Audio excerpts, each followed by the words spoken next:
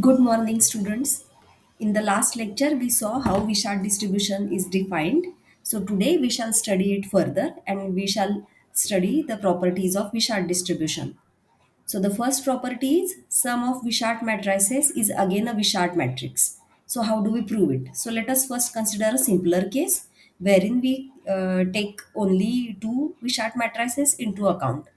So suppose A1 is a Wishart matrix with parameters n1 and sigma, and it's a p-dimensional matrix. Similarly, A2 is a p-dimensional Wishart matrix with parameters n2 and sigma. And further, we assume that A1 and A2 are independently distributed.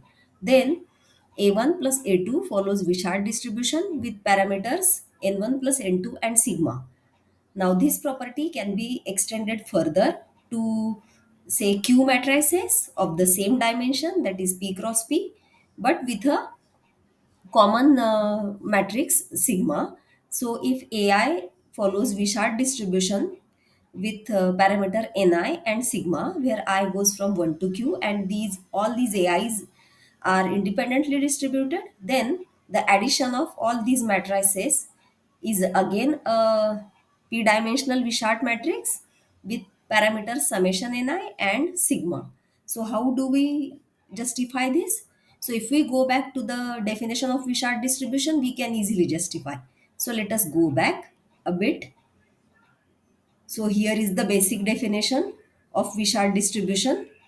Now you can see that the summation of yr prime, where yr is normal p-variate normal random vector with mean 0 and variance covariance matrix sigma, follows Wishart distribution uh, with parameters n and sigma. So if we follow this definition, now suppose A1 is a p-dimensional Wishart matrix with parameters n1 and sigma, then it will mean that we have got A1 by taking the product of n1 p-dimensional normal random vectors with parameters 0 and sigma. So the product is such that the vector is multiplied by the transpose of itself.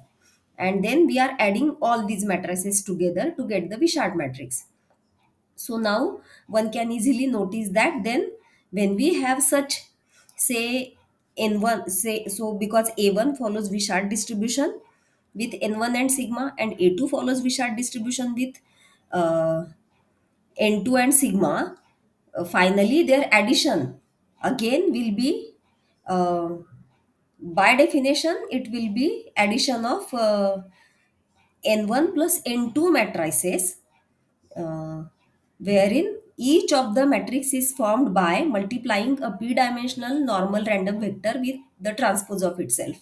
So, so A1 will be summation yr transpose. Suppose A1 is summation yr transpose, where r goes from 1 to n1, and A2 is summation, say, zr transpose, where r goes from 1 to n2. So when we add them, the addition can be looked as addition of n1 plus n2 p-dimensional normal random vectors, each having 0 mean vector and variance covariance matrix at sigma. So by following the Wishart distribution's definition, this addition can be treated as a Wishart matrix of dimension p cross p, having the parameters as n1 plus n2 now, and the second parameter will be sigma. So that's why the second parameter has to be common. If the second parameter is, say, sigma 1 and sigma 2, it is different for A1 and A2, then the definition of Wishart distribution won't remain applicable, and so then the property won't exist. So the additivity property for Wishart matrices works only when you have the common sigma matrix. So let us go back to the properties. So this is how one can easily justify on the similar lines. One can justify this result as well. So now let us go to the next property, that is linear transformation. So if A follows p-dimensional Wishart distribution with parameters n and sigma, and C is a non-singular P cross P matrix, then C A C prime follows Wishart distribution, again P dimensional with parameters n and C sigma C prime. Now, again, this property we can justify by following the definition of Wishart distribution. Since A is WP n sigma, so we can write A as summation YR transpose. Now, let us consider the CAC transpose. So, CAC transpose will be CAC summation YR transpose C transpose. Now, this C and C transpose we can adjust next to YR transpose. So this will be, so this summation, this CAC prime we can write as summation CYR into CYR transpose. So because A, now YR itself is a p period normal random vector with mean 0 and variance covariance matrix sigma. So C times YR will be again normal with mean vector 0 and variance covariance matrix now will be C sigma C prime, following the result related to multivariate normal distribution. And so again, by following the definition of Wishart distribution, we get this. So now let us consider the next property, that is marginal distributions of the matrices. So let A be a p-dimensional Wishart matrix having parameters n and sigma, and A and sigma are again partitioned like this. So A we are partitioning as A11, A12, A21, A22, and sigma again the same manner we are partitioning like this. So then we the result says that A11 follows q dimensional Wishart distribution with parameters n and sigma 11. So let us now see how do we prove this.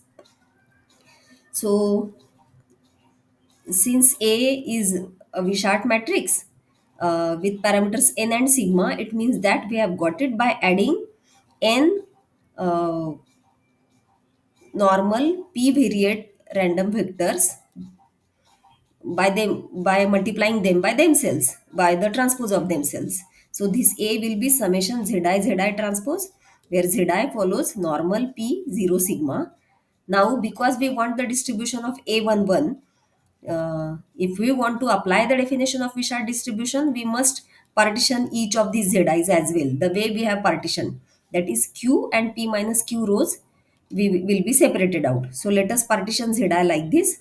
Let us call the first part of Zi as Zi1, Zi bracketed 1, and the second part as Zi bracketed 2. So we will have Z1n, Z2n up to Zn 1, sorry, Z11, Z21 up to Zn1. This will be again following the result from p variate normal distribution. Now because these are q variate random vectors, so they will be following q variate normal distribution with mean 0 and variance covariance matrix sigma 11. And so now notice that A11 is simply summation of Zi1, Zi1 transpose, and so A11 following the definition of Wishart distribution, A11 will be q variate or sorry q dimensional Wishart with parameters n and sigma 11, because here Zi is the random vectors which constitute A11 are following q variate normal distribution with parameters 0 and sigma 11. So here this sigma 11 will appear. So now let us move to the next property. So the next property says that if A follows Wishart distribution, p-dimensional Wishart distribution with parameters n and sigma, and B is a p by q matrix, then the distribution of B prime AB is q-dimensional Wishart matrix with parameters n and B prime sigma B. Now this result is again similar to what the property that we have written earlier, that is matrix, this one. But herein C was a non-singular matrix of the same dimension, whereas here this matrix B is not a square matrix, and it's a matrix of dimension p by q. So that's why, but the way we discuss the proof of this earlier property in the same manner, we can prove the fourth property as well.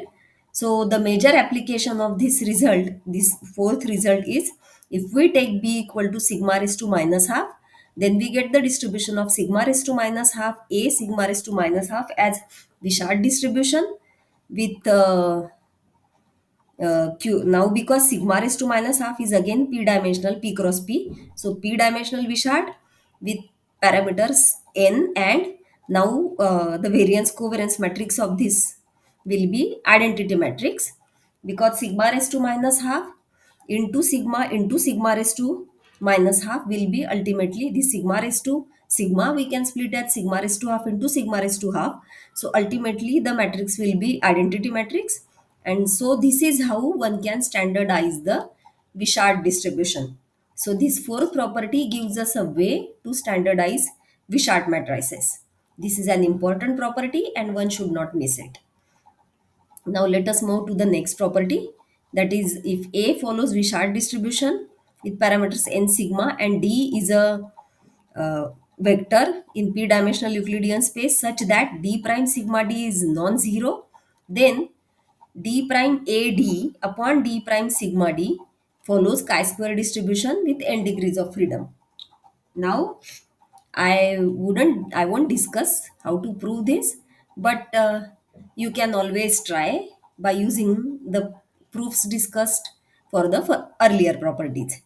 Now let us move to the next one, that is if A follows Wishart distribution with parameters n sigma, then expected value of A is n times sigma. Now this is an interesting one. So again we get this by using the basic definition. So because A is Wishart matrix, so A must be equal to summation Zi transpose, where Zi's are normal p variate 0 sigma, and variance of Zi is sigma. Now but the mean vector is 0, so variance of Zi, that is sigma, is simply expectation of Zi transpose. So when we take expectation of A, it is simply uh, summation over I going from 1 to n expectation of Zi transpose, which is nothing but n times sigma. So this is how we get the expectation of a Wishart matrix. Now suppose that we are dealing with two Wishart matrices, wherein the second parameter is also different and the first parameter is also different. So for example, if A follows Wishart distribution, p-dimensional Wishart distribution with parameters n1 sigma 1, A1 follows Wishart with parameters n1 sigma 1, A2 follows Wishart with parameters n2 sigma 2, then expectation of A1 plus A2 will be again n1 sigma 1 plus n2 sigma 2 directly by applying this result, or indirectly also by following the steps of this proof we can get that. So now here comes the probability density function of Wishart. So this is the Wishart PDF.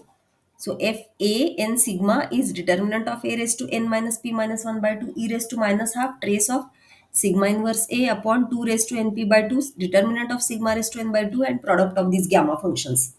So we are not going to discuss the proof, but one can find it in the book by Anderson. So in the next lecture, we shall talk about the likelihood ratio test, which utilizes the Wishart distribution.